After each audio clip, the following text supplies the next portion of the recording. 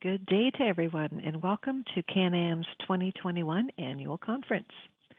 I am pleased to present to you our session on keeping track of time cards and approvals in proven job management.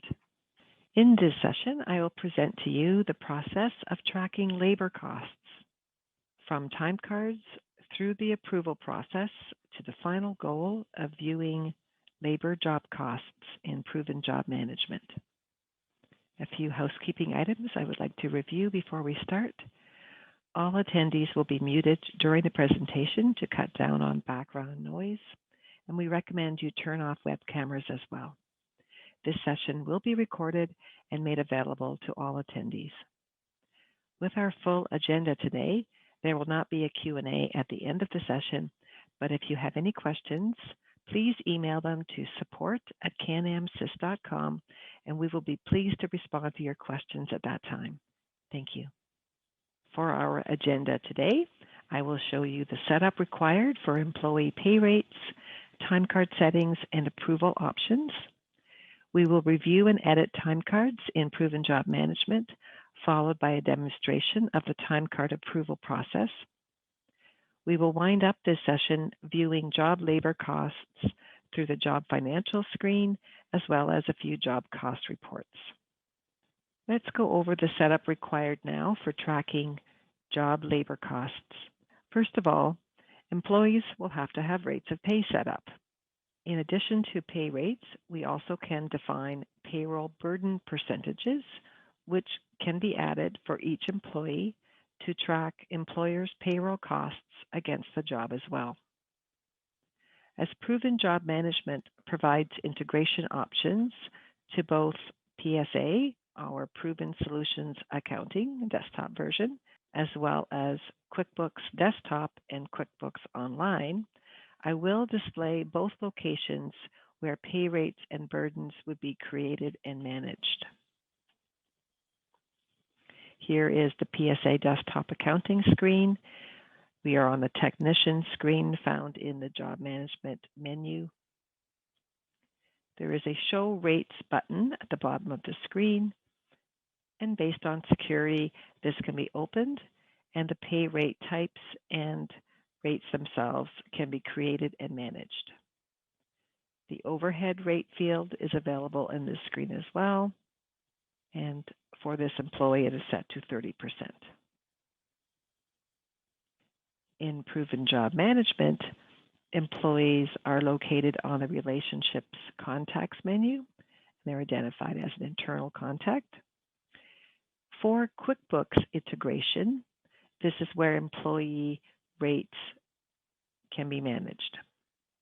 Security roles as well will control whether or not this screen and the pay rates are available to view or edit. Depending on which version of QuickBooks integration is in place, and if the QuickBooks payroll is being used, the employees and their rates may sync right into this screen. And if you're not using the payroll, you'll manually manage the pay rates here at this location. Burdens can also be identified here in Proven Job Management down at the field at the bottom of the screen. Let's take a look now at the time card settings and approval setup options. These settings are found under the Settings menu in Company Settings. And we're going to go down under Jobs. And here we can find our time card rules. One of the key settings is defining the time card period. This is set for day here. This determines when the overtime rate will automatically apply for time cards created from the clock in and out on the mobile app. If you are not using time card approval feature at all, this time card period will control the time cards eligible to be transferred. My setup here is for a day, and it indicates that the first 8 hours that are set up for regular will be regular pay. The remaining hours of that day will be set to overtime. You do want to make sure that your rates are set as your default rates for your employees. If a week pay period was selected, then you would be setting your maximum hours for that to be 40 or 44, depending on when the overtime would kick in. And then you could put in the total number of hours in the overtime that would be available, which would be 128 if you were doing a weekly time card period. We also have some time card exception options available to use. I have set one up here for a lunch break, and you basically put in a description for your exception. You set your rate type that you want applied for this particular time frame on these days of the week. So I've said none, so that I will have that time automatically taking the lunch off of each employee's time card. Another example that might be used here is adding in a special rate of pay that people might be paid if they're working on a Sunday or late hours. So again, you can choose from your different rates, maybe double time if they're working from a certain time frame on certain days of the week. Any changes made into this area, of course, you would have to click Save at the top of the screen.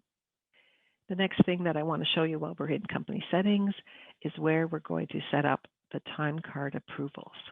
So we're in the jobs area. We're just going to go down to the bottom, and we're going to open up Edit Time Card Approval Setup. Okay. Now I do have these set up. I'm just going to remove them so I can show you how these get defined. We have the ability of adding in both an employee type and also an actual employee name. So we're going to set up today a two-level approval structure. So based on the type of employee, we're going to define and set up for our project managers to do the first level of approval on our time cards. Click Add. Then I'm going to click on the button so I can see the employee names, and I'm going to select myself as the next level and final approver.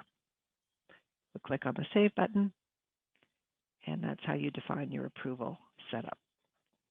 And coming soon, one of our enhancements coming this year to the time card approval process is the ability to set up multiple people at the same level of approval. For example, the person who is set up as the final approver, if that person goes away on holidays, then we could have another person define that they could automatically be able to go in and do those approvals while they're away without having to modify any of your company settings. We are now ready to review time card data. From the job listing screen, I'm going to go to the jobs menu and I'm going to choose time cards. Now, I have time cards already in the system that were created from the mobile app, as well as several that have been manually created. We do have an option at the top of the screen to set the filter for the days in which you wish to view the time cards. You can also use the filter fields across the top of each column. So if I was wanting to look at a particular person, I can set the filter just to look at their information. A time card can be edited using the Edit button and deleted, again, with the appropriate role security. We can manually create a time card from this screen by clicking the Create button. Go in and pick our employee. I'm going to add an additional time card for an employee that didn't clock in for time, that he was at the shop on the 13th of April, and he was at the shop from 5 o'clock to 5:30, and we'll save. Okay, so next thing I'm going to show you is how you can print off your time card review reports. So we're going to go over to the Reports menu. I have my favorite timesheet review report pinned here already, so I'm just going to click on it. I'm going to set our report dates. So I want to look at all the time cards from the 12th of April through the 13th of April for all employees.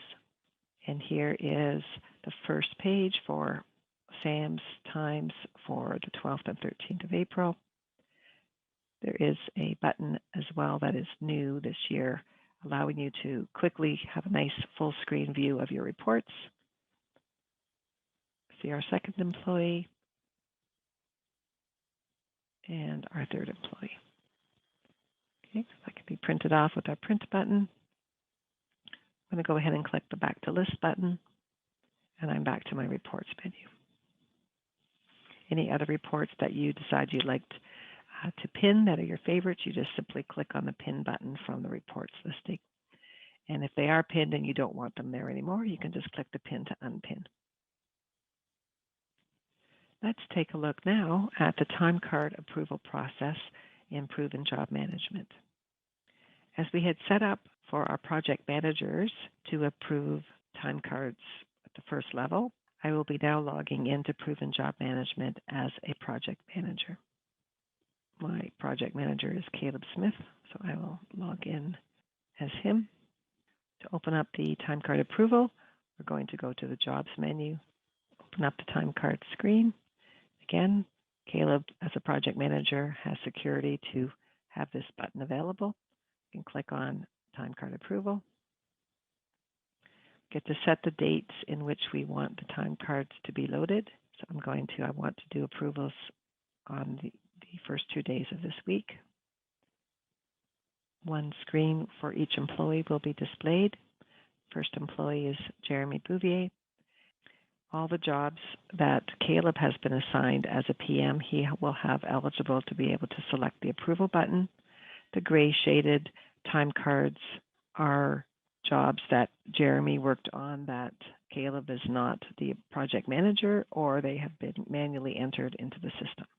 We're going to go ahead and we're going to approve this time card. Everything looks good. Take a look at the next employee.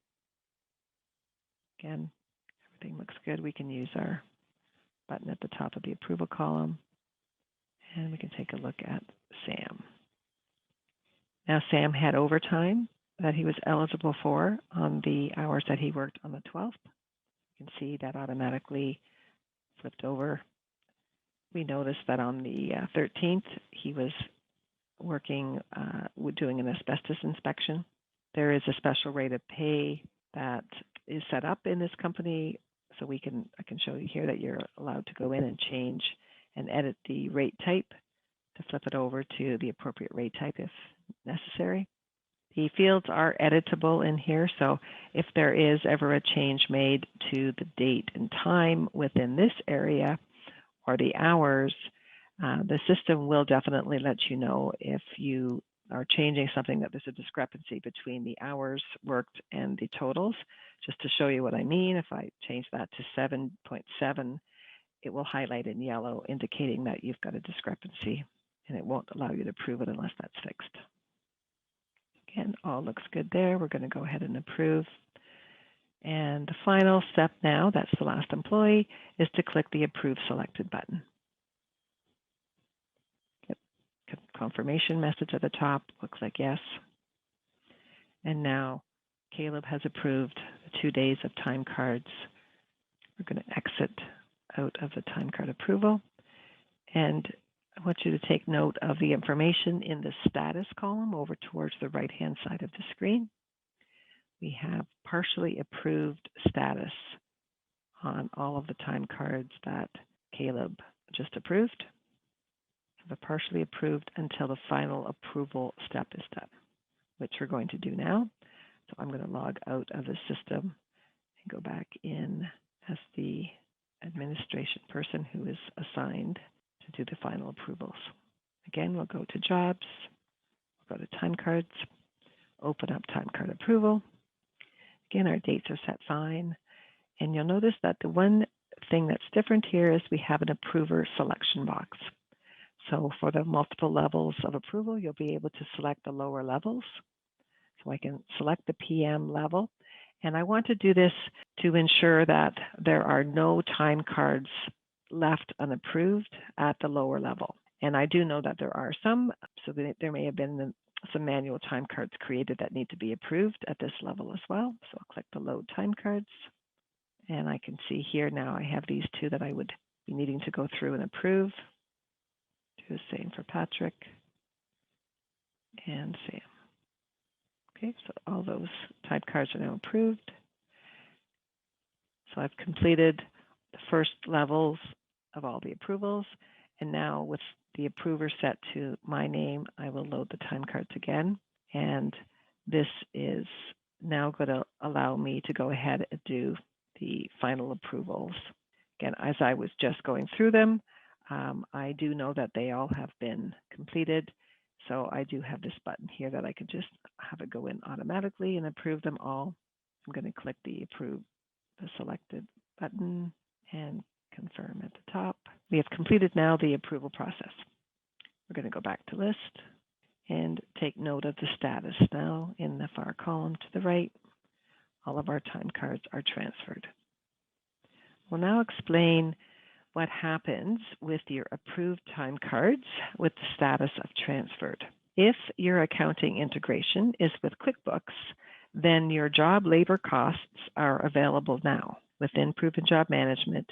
If you are configured to do payroll in QuickBooks, the time card data for the hours worked and the pay rate types will sync over to QuickBooks timesheets, ready for you to process your payroll. If your accounting integration is with PSA Desktop, the final posting of the labor costs to the jobs will take place in PSA. After the approved time cards sync to PSA, the updated job cost option on the job management menu will perform the posting. This screen here shows the job management menu, update job cost, and clicking on the update job cost button. Complete the posting, and those will sync back to update your jobs in Proven Job Management. Let's take a look now at our job labor costs in Proven Job Management. From our job listing, let's open up a job for Daniel Peterson. Look up his job number, click on Edit. And so the first place I'm going to show you where you can view job financials. From our job listing screen, we're going to open up a job for Daniel Peterson. We'll enter his job number in the filter field, click Edit to open the job, and on the Jobs menu, we are going to view the financials. On the Total Summary tab, we can see that there are labor costs that have now been updated to the job. You can see the details of those on the Costs tab. Again, we have filter fields if we had many time cards we wanted to view separately, we can filter that. We can see here for this job that we had an employee that was paid $20 an hour, 3 hours were worked, and there was $18 of burden added in as well. Security options are available to prevent rates of pay being viewed on this screen. I'm going to show you now a couple of reports that we can run. Labor costs, let's go to the reports menu, list all. The first report I'm going to show you will be the time card approval new report. Click on view of that one. Again, we can take a look at the date range that we would like to see, selecting our dates. We have the option in this report to select multiple jobs. So when I show you this report, I'm actually going to run it for one job. This allows you to see all the time cards for all the different jobs. It also helps to verify that labor was put against the correct job, and we'll submit. So what we can see here is Patrick's time that was posted against the Daniel Peterson job. If we go to the next page, we can see the jobs as well that Sam worked on. Sam had overtime, so it does indicate that there was overtime paid on that. We'll go back to list. The last report I'm going to show you is the actual cost report. We'll view that one, set our date, and we'll just run that right through to today. And we'll pick our job that we want to view the cost for. The actual cost report always starts with if there's been any invoices that have been issued for the job.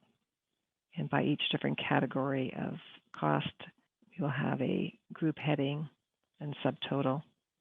So here's our labor costs, including our burden. There were some additional supplies purchased for the job. And then we can see a summary at the bottom. And again, you have printing and saving options from this screen. And we're going to go back to list. In conclusion of our session, let's recap the items we covered. We reviewed together where employee information, pay rates, and time card setup was done. I showed you where you can view and edit time cards in the time card screen, where reports could be printed as well. We reviewed the time card approval process. And last but not least, we reviewed our job labor costs in proven job management. Thank you so very much for joining our session today. If anyone would like to arrange further training on time cards and approvals, specifically for your company, please contact our support team at our phone number listed here or email for this to be scheduled. I wish all of you a great afternoon and enjoy the rest of our 2021 virtual conference.